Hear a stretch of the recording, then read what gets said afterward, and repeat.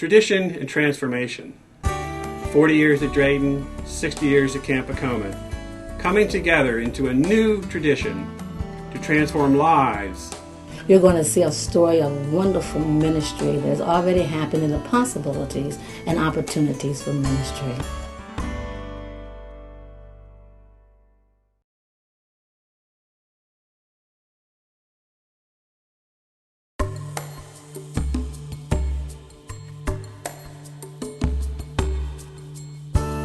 It's almost in the air.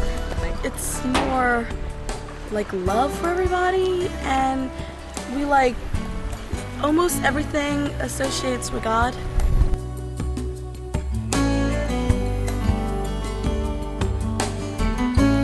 These are life-changing experiences where, campers are growing up to be mature Christian adults. I know for me personally, I studied accountancy and I was becoming an auditor.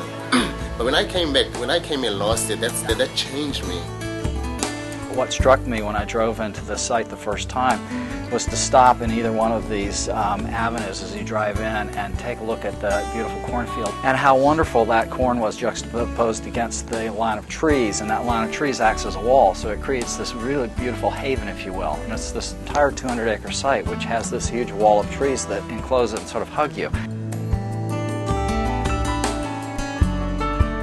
When the United Methodist Church purchased this property in 1946, they purchased it for a Christian youth camp. Booker's Wharf was a shipping dock where carts came on and loaded barges that went to Baltimore at one time, and by 1946 had become a place of recreation.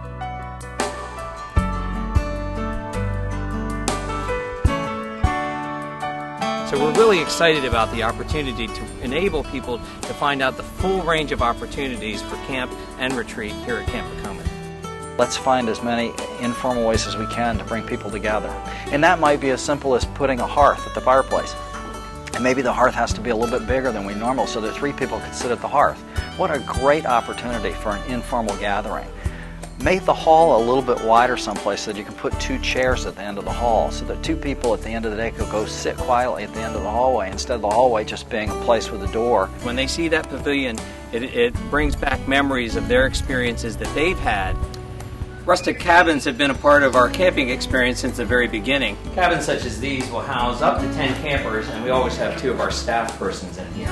Most of their time is spent outdoors, but they come back in the evening and they do a little devotion and talk about their day. We wanted to make sure that the meeting rooms felt like you were in this beautiful site, that you're not in the hotel someplace, that you're not in the middle of some big city or on the side of an interstate in a meeting room, that you were actually in a meaningful site on a beautiful river. One of the things that we are really excited about and looking forward to with the new Adult Retreat Center is the opportunity to provide the kind of hospitality and even the kind of dining experience that people experienced at Drayton Retreat Center.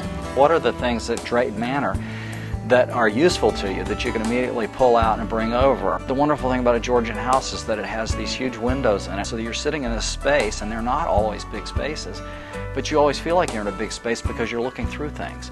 And I felt like that was the one of those elements that we could bring to Camp Pecometh in the new Adult Center. We are grateful for the opportunity God has given us to do ministry in this amazing place, Drayton. And in its 40 years, we know that it built a great tradition of adult retreat ministry. But we also know that through the Tradition and Transformation Capital Campaign, we can transform the site at Pecometh. The idea of finding memorable architecture, and it doesn't have to be just the Georgian manor houses.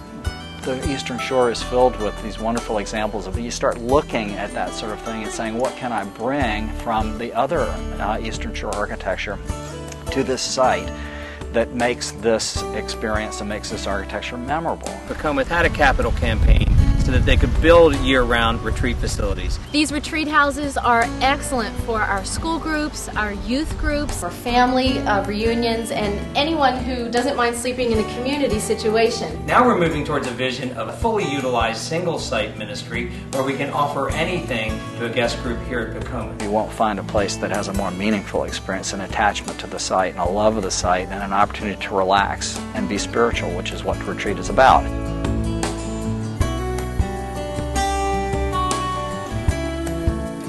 We have a section of camp right here that is secluded and separated and can provide that same type of sanctuary and feel for adult retreat guests. When you walk into the reception area and walk through to the lobby, you are looking out, floor to ceiling, looking out into the meadow. Siting the Pecometh River Retreat in this sanctuary here at Pecometh will enable us to provide that kind of experience for children, youth, and adults. Let's give them a palette which allows all kinds of different ways for people to come together, which in my opinion is really what adult retreat is about. I would rather see us spend our dollars in our own facilities. I just thank God for this opportunity, and I'm just asking you to come aboard and to help us to make this a reality. The future is unlimited, the possibilities for what we can do with this retreat center. Become part of this story, not just by listening, but by participating.